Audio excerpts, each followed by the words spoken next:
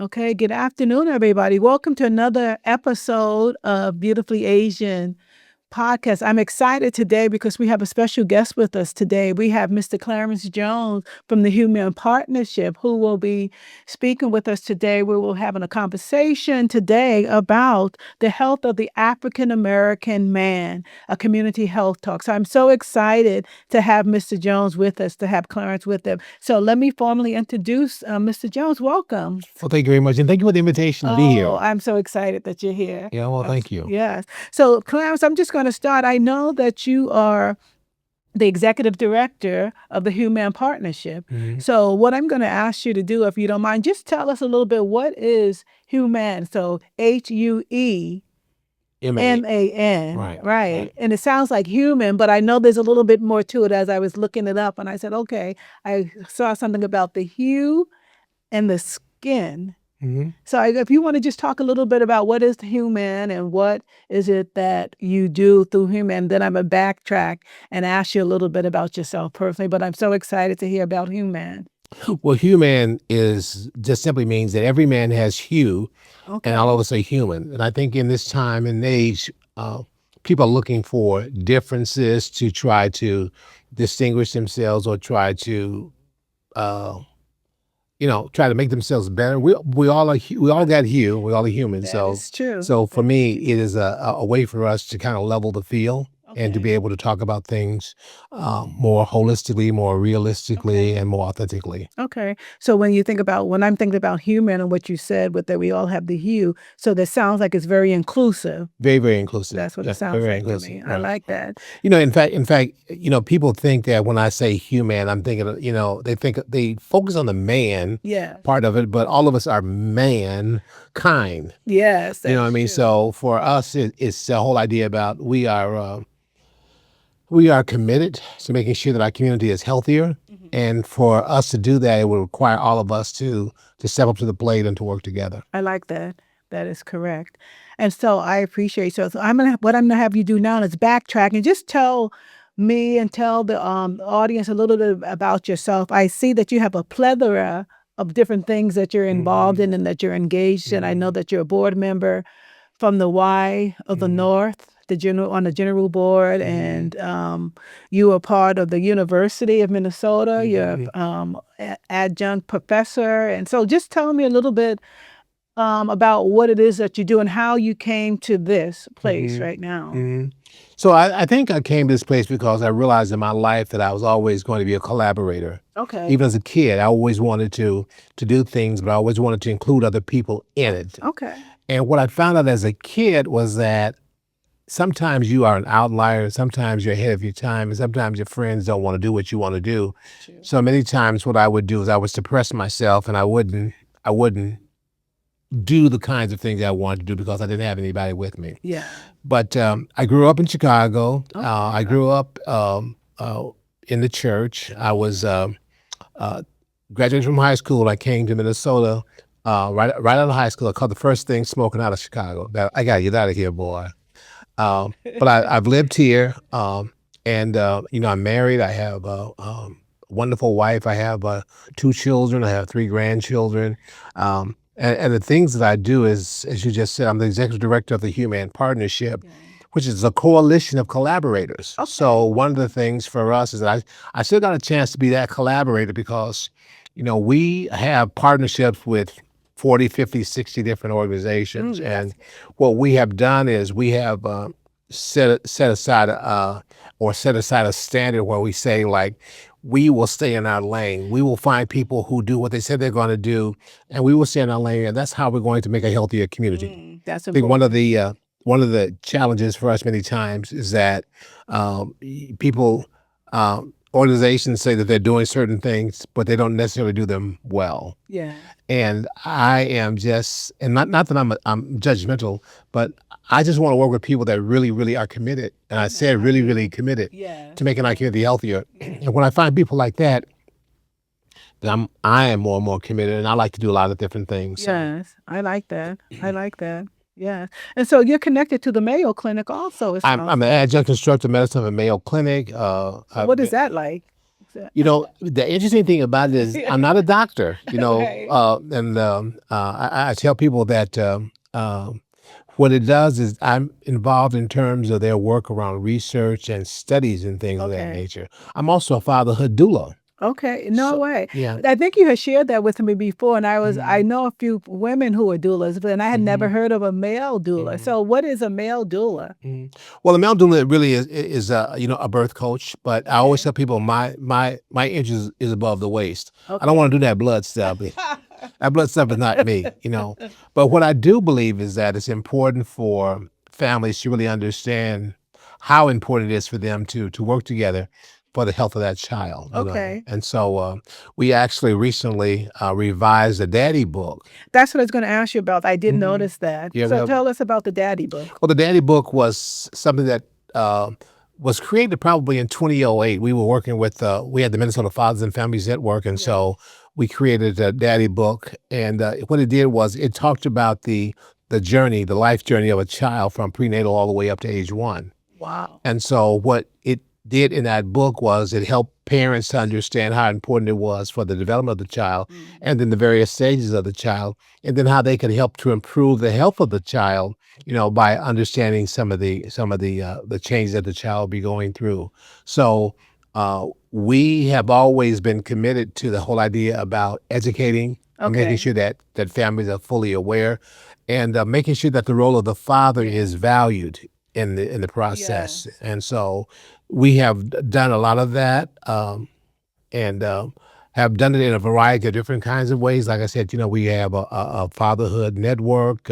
We did the daddy book. We actually are writing it now in Spanish, Oh, so it's good. going to be it's going to be That's done in good. Oh, Spanish. nice. That's So we do a lot of eclectic things, okay. and that's part of that Mhm. recognition for myself as it relates to my birthing. Mhm.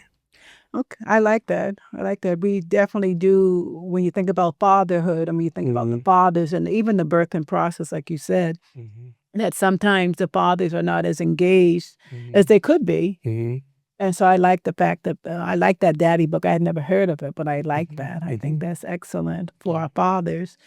So I have a question for you. Even as I know you've been working in the community for a long time, Mhm, right?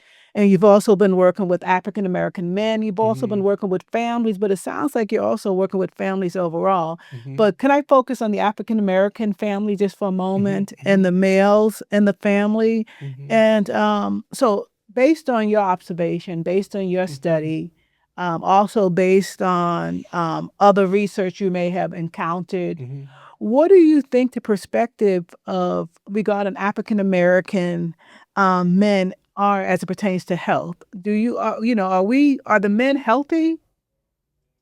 Unfortunately, I think many are not healthy. I think that um, based on just the personality of men, as it relates to health and those Yeah, kinds of things, yeah, we're not as diligent about our efforts in terms yeah. of becoming healthier. I Okay. do think that, once again, that's really a broad question to ask Mhm. because there are certain factors. Young men, they like to be buff, they like to do their Yeah, thing. yeah, Older guys just like to be yeah, slow, whatever. yeah. Uh, but I do think that it's important, and we do talk about it, but we don't necessarily always talk about it directly. Yes, So yes. we sometimes we talk through the third person, Okay, right. and so it's important for me in this work to be able to be honest and in fact right now we're at a health fair. Well, actually we're at the Twin Cities Jazz Festival right Okay, now, okay, where we're just engaging people and men in this whole work around being healthier, and okay. that would be included mental health, spiritual health, Right, physical health, oral health. right. I mean, so we do a lot of things, and so that's the eclecticness of the work that we do. Yeah, and so when you think about the, mental health, let's just say Mhm, mental health, because I know that's huge mhm, right now, not only among African American men, but just men in general. But how mhm. does the mental health or lack of it affect the African American family, would Yeah, you say? yeah. I think there's a lot of stressors on the African American family. Mhm, Historically, I mhm, think culturally, I think economically, mhm. there are a lot of things that are happening, and so we have to figure out ways in which we are engaging them in trying to address these issues. Yeah. Right now, I have a book called The Black Parachute, which was written by a young African American male. Okay. It's maybe his 30s, Okay. but it's a 365-day journal Okay. that that it asks the question, okay, Black man, what about this today? What about that today? Yeah. So for 365 days, you get a chance to kind of ask yourself those kinds of questions that help you to kind of sort through why do you feel the way that you do. Unfortunately, being men, there is that desire to like be able to control a lot of things, hold a lot of things, but there's a lot of things that we are holding on to that we need to release. Yeah. So how would you say men, what is one way that men can release it? You know, what you being a male yourself, and I don't know if you have sons or so you being a male, what is one way that men can release some of the things that they hold on to that becomes a stressor in their lives that obviously affects the family, right? So what is a way? Have you figured out a way that? For me personally, I think it's my faith in Christ. Okay. I mean, I think that's foundational, and I think when I say that, a lot of times people cringe, like, you know, what is he gonna say? You know. Yeah, say what you want to say. Yeah, but my whole thought about it is that you have to have a foundation. You have to realize that you're not the only one. Yeah. You know, Yeah. that you do need help. Everybody needs help every now and then in their Yeah. life. You know what I mean? And so I think for me, other people find support in terms of their exercise or their family, their friends, those kinds of things. But there is a spiritual component, I think, that everyone will address at some point in their life. And so mine has been to make that a forefront conversation. But then I also recognize the fact that there are other things that we have to address, which are the social determinants of health, you know, the things that are going on around us, the extra pressure that we put on ourselves. So all of these things together can create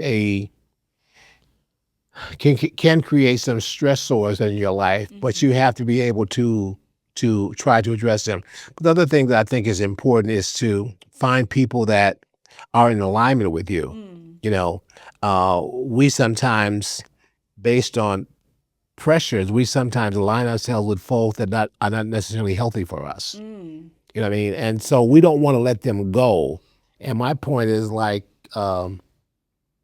if you're not in alignment with me, that doesn't mean I don't like you or nothing like that. It just means that at this particular point, you know, perhaps we shouldn't be walking together. Yeah. You know, what is it? There's that scripture that says, how can two walk together unless they agree, right? Exactly, yes. So for me, it's like I want people that are in alignment with what I'm thinking, and they want some of the same things that I do, and we're willing to just kind of work together to make it happen. So how does HueMan, how does it play into any of these things? And when we think about the physical health, the mental health, the emotional health, spiritual health, are there any things that your organization does to help men and families bridge some of these deficits maybe? So one of the things that makes HueMan unique, I think, is the fact that we spend a lot of time vetting our partners, which means that we spend a lot of time when we are aware of the work that our organization is doing, we spend a lot of time trying to figure out what it is that they're really trying to accomplish, okay? And then we allow them to vet us. So this is a two-way street because what we're trying to figure out is how can we be more effective in our work? And one of the reasons why we did that, even from our very beginning, was the fact that we knew that there were organizations that had been around for a long time, but hadn't made a lot of headway, you know? And so it's like after you've been involved for 20, 30 years doing something and you're still doing the same thing, like that's not okay. So we took the risk. We took the risk to say like, you know, we are going to operate a little bit differently. In fact, with HueMan, for the first 10 years, we did a lot of our work by handshake. By hand? What do you mean by handshake? We shook hands. Like you say you're gonna do something, you know, shake hands. You know, your word is your bond. If your word is no good, you no good. You know what I mean? And I mean, we said that. We, you know, we just said, and you lived by that. We lived by that. We lived by that. And you know, we only had one incident in that on all that period of time where we had to say like, this may not be a fit. Wow. But we did not throw them away. Yeah. We just said like, at this point, it may not be. Wow. So in the 10 years that you did the handshake, only once. Only one time. That's pretty good. Oh. So you vet pretty good. Yeah. Yeah. So I mean, again, I think for us, for many of us, you know, we saw the impact and the devastation that was going on in our community. Yeah. And we knew that we did not want to continue that. Yeah. But we also knew that there were what we call treasures in our community. Those are people that have actually been doing the work, that actually have created some really strong impacts. Yeah. And we wanted to make sure that we supported them. Yes. So with HueMan, one of the statistics I always talk about is that we have performed more than 300,000 health screenings. That's what we're doing. That's what we're doing right now. How many? 300,000 health screenings. How is that possible? We're collaborators. Yes. Yeah. So, you know, right now we're at Mears Park working with the PIP, Partners in Prevention Clinic, which is also with Metro State University. Okay. I mean, so we get all these, we work with, as a collaboration, we bring those people together and we start to do healthy things. We also have provided, or we also are on more than 60 papers, 60 studies and papers. We do a lot of research. I mean, we bring people in. And again, it's us, not necessarily me. I always talk about the fact that I'm the face of HueMan, but I'm not the neck of HueMan. You know, plus it's the neck that runs the face, right? Yeah, that's true. But our goal has always been to find out who is the best person to take the lead and let them lead. Yeah. I like that. I think that's been an issue in the past in the communities working together because no one wanted to partnership because they felt like, you know, you're stepping in my stuff or it's going to take away from what we do. But I like that you have changed it to where community partners are coming together, different organizations are coming together, everybody offering something unique and different that they're good at, and it's not a threat, right? And it helps to make for a better collaboration, as you said, more work gets done, right? Not everybody can be an expert in everything. Yep. Right? But that takes maturity. Exactly. You know what I mean? And so one of the things that I say when we start with anyone, we just say like, we're just going to tell you up front how we really, really feel. Yeah. And you notice a lot of I times did I'll say say that. really, You really. did say we like each other. I think that's in one of your. We like each other. Yeah. And that doesn't mean that we always agree, but the reality is that I know that if I call on them, that they'll answer. I was a guy named Arthur HueMan, who when I first started his work, never saw him. I just read some of his work, and he talked about the fact that talked about working in community because he was a specialist like that. He said there is networks, there's cooperations, there's coordination, and then there's collaboration. Okay. And so you have to be really clear about, are we just talking to be talking? Are we may do some work together? Do we work together on a health fair together? Yeah. Or can I depend on you like you can depend on me? Yeah. And so for me, I always go for that higher level of collaboration. However, I realize that doesn't come right away, which is why we talk a lot about the whole idea about, taking on time to vet people. Yes, I like that. I remember when we worked together on a project at the YMCA, the Cora McCorvey YMCA, and we did the, what was it, the early morning sunrise.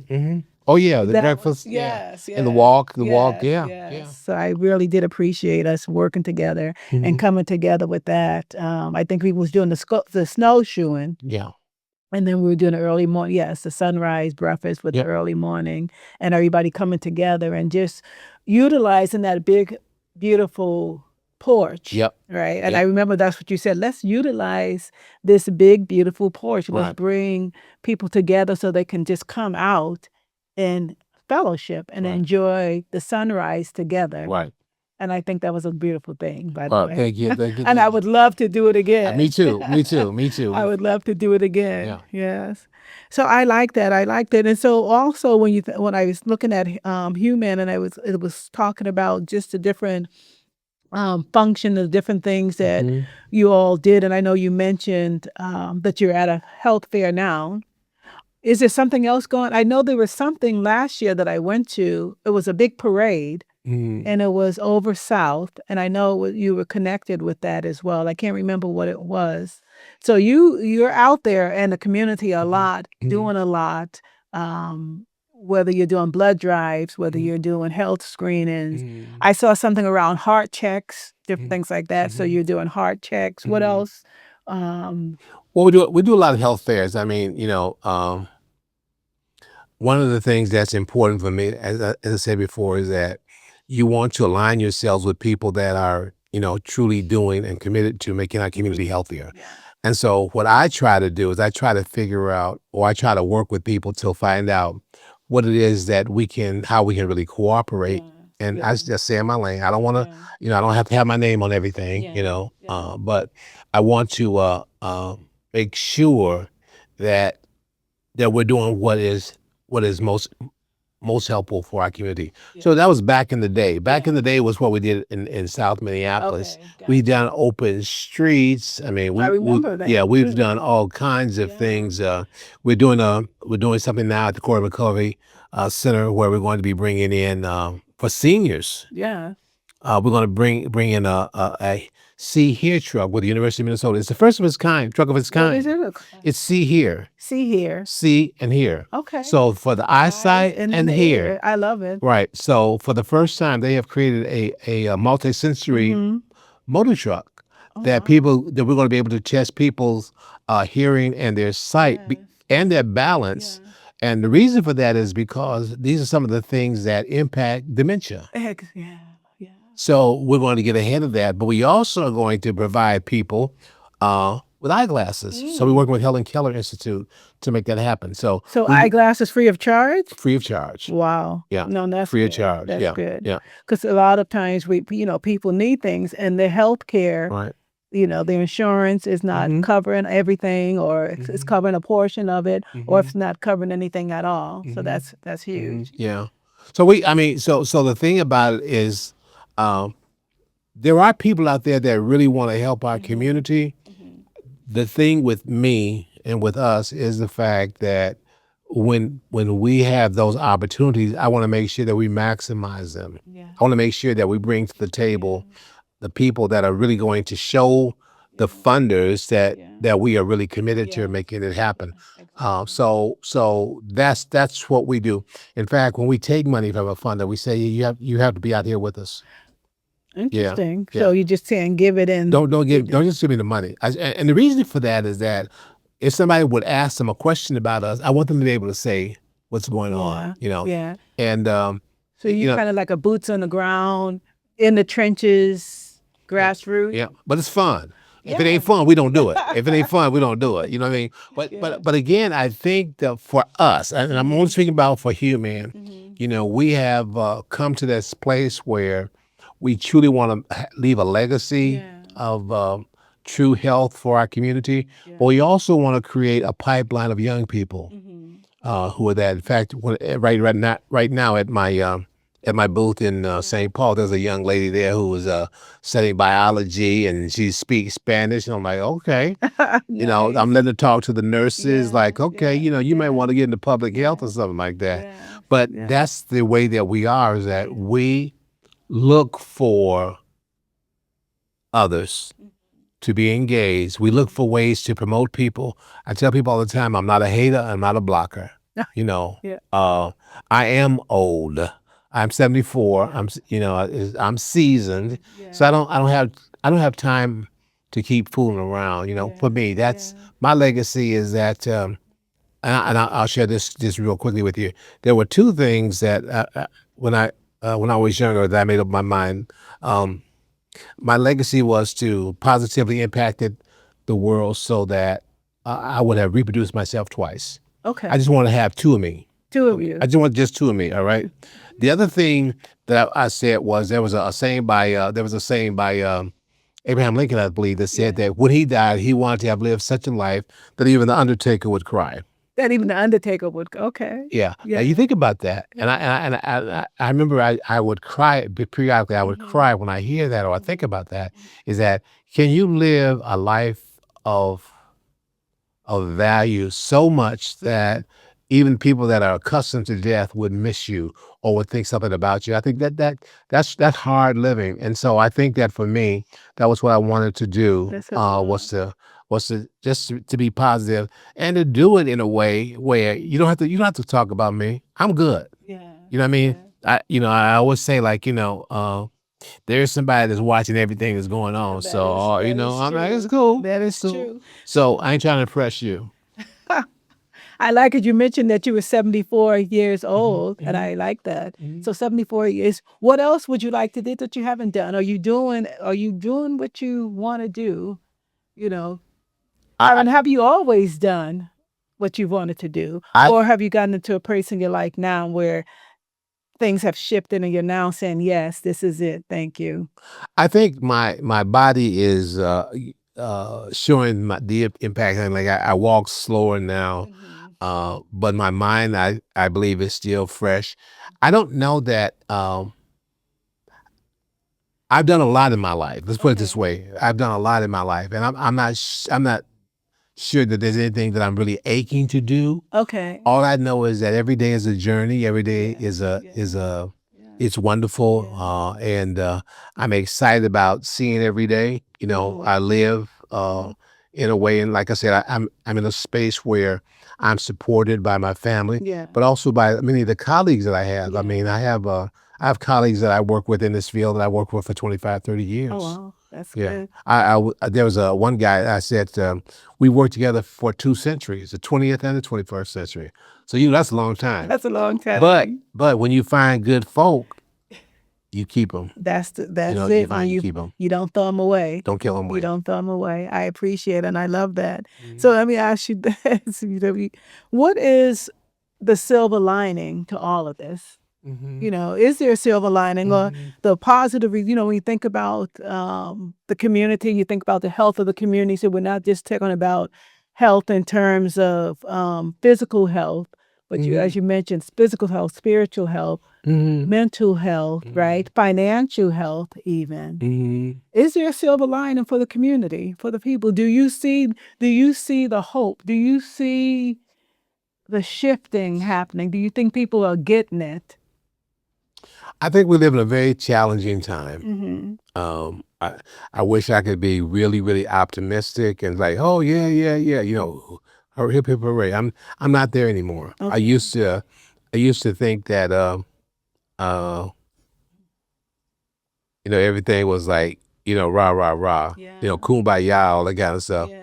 But as I've gotten older, I realized that life isn't like that, and so there are decisions that we have to make Mm. as we go through this Yeah. journey that will help us with our next journey. I'll Hmm. put it like that. Okay.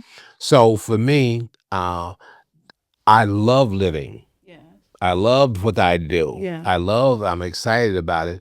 But I also realize that there are factors in place right now that makes many things more difficult. Hmm. And so we have to figure out ways to navigate that. And that's one of the things that, we have tried to do, which is to have the authentic relationship so that we can make informed decisions. Yeah. We need to know. We need to be able to read. We need to be able to critically think. We need to be able to do these things, and we need to teach our young people that. I mean, the old idea about I live my life, I'm going to leave it on. But once again, it's about what kind of legacy do you leave, and that's Yeah. that's that's my thought. I'm not. I'm. Am I optimistic? Are people critically thinking? Do you think? Do you think a I young don't think people? so. I You don't don't think think so. so? No, I think many of them are just going along with the status quo. They're watching TV. They're watching, the social media. It's like, what do you think? They think what their friends think. I just what do I do? I just want the best for them. Yeah, because whether they believe it or not, they're going to have to make some really truly informed decisions that are going to be their decisions. It's not going to be about their friends. It's going to be about them, and they'll have to think about whether or not they want to go right or whether they want to go Yeah. left. Well, it sounds like HueMan also is engaged in helping to bring that to fruition. So I do see the silver lining. I see the silver lining because I see HueMan doing something that not a lot of places are doing. That collaboration, that partnership, and with different organizations and different programs all coming together. And so I can offer this sort of like this, I call it the stone soup concept, right? What can you bring to the pot? And let's put it all in the pot. Let's put it in the pot. Let's put it in the pot. You bring this, you bring that, you bring this, you bring that. Let's mix it together and we come out with something that's great. And so I think what you're doing with your collaboration is kind of like a stone soup collaboration partnership because you're allowing everybody to come to the table and to bring what they can. And I think that's going to make a change. So I think that is a silver lining in a sense. And so I say, keep doing what you're doing. And, God is moving in amazing ways. And he continues, right, to move in amazing ways within our community. And I think when I think about the health of the families, and I think that even as, like you've shared about, the African American man and, the stress and the economic challenges and the mental health challenges. But in all that, I believe men like you and other men, and as we, can make a difference and will continue to make a difference because you have not given up, right? You have not given up and saying, yeah, we can do it, they can do it. Let's how do we pour into them? Because HueMan is a pouring in. You're pouring into the community. And as we think about Father's Day, which is what, tomorrow. So by the way, happy Father's Day to you, right? And we think about Father's Day and Father's Day coming and, what does it look like? And I thought about your book, the daddy parenting and so forth. And man, that's such a huge thing because, when we think about kids in their formative years, right, that infancy to 2 years old, and you have being a part, lifting up that book, so that parents, so that fathers can see and understand, to be a part of that process, to be a part of that journey of their children and to get that connection same way mothers do. And so as we think about Father's Day, what are some of the things that you would hope for as a father, as a grandfather, for fathers that are out here that may not know, that may not have fathers anymore? What would that be like? I'm gonna ask that question, but I want to go back to your stone soup, Yes. okay? Yes. I want you to know that in the making of our stone soup, Yes. you can still taste the turkey. You can still taste the ham. You can still Yes. taste because even in all of that mixing together, there is still that individuality, and it all tastes good. You can, you got a loaf of it, all that stuff, but what you contributed Yeah. in that soup, you can taste, Yeah. and everybody else can taste. I think that's important. Yeah, that is. Yeah. I like that. So Yeah. like when you said that, I thought about when my daughter was younger and you're trying to get your children to eat something, right? So then you're like, eat this and they're like, eh. So then you begin to, being a nutrition educator, then you begin to take them to the grocery store with you so that they can pick out something that they may like. And so then they can help be a part of that and they add it to the meal. And then it becomes like, oh, this is good because now they put their handprint on it, right? Exactly. It's still individual, but still they can Exactly. taste, oh yeah, Exactly. here's my piece that I Yeah, contributed yeah. to Oh, that. I made that crust. Yeah, yeah. Exactly. No, I think that's part of what makes our work so exciting is the fact that when we are working with people, we say to them up front, like, "Hey, this is our work. Yeah. No one person can do everything." You know what I mean? And so, if you have that kind of attitude about saying that it is our work, then it makes you feel much more valuable. But it also allows you to be willing to entrust us with your other resources, which you may not have shared before. Yeah. One of the things in our work is that because we've been around for so long, people come to us. I mean, I was just thinking about people after now are asking us to be involved. Oh wow, that's good. We're asked in different kinds of things. Been invited to a variety of different places. We've been invited to. We've gone to Africa. We've gone to. We do a lot of stuff. Wow. But again, it's not like we're trying to chase that. Yeah. What we're trying to do is we're just trying to live and do what we do. Yes. and make that happen. You've I been think for established. It sounds like it's been established that HueMan has been established in the not only in this community, but it sounds like abroad, local. I mean, globally, just not out, not only in Minnesota, but yeah, and we're But- proud of that. I mean, and like I said, that's a good this is one of the things about our work is that it's not about me at all. It's about us. But that's my dream. That's my desire. That's my hope is that our community can collaborate because that makes it better. But I think that for fathers, I want, as you just said, Happy Father's Day. I want Father's Day to be happy for many for fathers. I want them to be happy for fathers in their families. Because there are some fathers that are not necessarily connected to their families, and for a variety of different reasons. And I think that it's important for men to be engaged in their children's lives. I think that it's important for men to understand.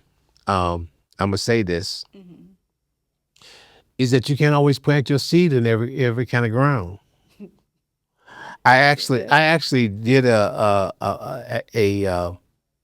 session with the University of Minnesota Extension Services where I started teaching men about planting your seeds in the right kind of ground. right. Okay. You know what I mean? So I mean, you kind of guess what I'm saying. I You know what I get what mean? you're saying. Yeah, because that sometimes you have it don't work all the time. You know what I mean? So I think that we need to be very selective in terms of what we do and how we do it, Yeah. and making sure that if a child comes into the world, that we take care of that child. Yeah. I mean, you may not like the mama, Yeah. but you know what I mean? See But the that's still planted, that's still you don't talk bad about it. You do what you got to do. You know what I mean? And I'm saying that I know this is a quick. This is about 30-minute clip here, but Yeah. I think those are the kinds of things that you have to honestly share with people Yeah. so that they can understand that you know children are important. They are. Fathers are important, mothers are important, Yeah. grandparents are important. Everybody's important, but the reality is that we have to figure out ways to work together to make our community safer and healthier. Yeah. Yes. And that includes we need the fathers, we need the mothers, we need everybody. We need the community. We need healthy folk. We need healthy. Say it Yeah, again. yeah. Healthy. Healthy folks. Yeah. Yes, I appreciate that. That is so true. So I want to end with this, ask you what upcoming events do you have going on? If there's any I know you're doing something today. If there's anything coming up in the future, and also if you would end with just a Father's Day prayer to the men. Okay. Yeah. So I mentioned a little bit earlier we're doing something with in July 1st with over at Harold Moselle Center. Okay, yeah. We're going to do a See Here event where if you're over 50 and you keep asking people, what'd you say? What'd you say? This is a good time for you to come and to get your hearing tested and your eyesight tested, because one of the things that we recognize about those things is that, those are some of the ways that help to bring on more dementia, quicker dementia. I mean, so we have to be honest about that. That's it's important. It's interesting. important to hear. Yeah. We have another event that's going to be happening in August over at Hallie Q. Brown. We're doing a lot. We do a lot of things. Okay. I think the best way to find out about us is to go on the website, which is www.humanpartnershipalliance.org.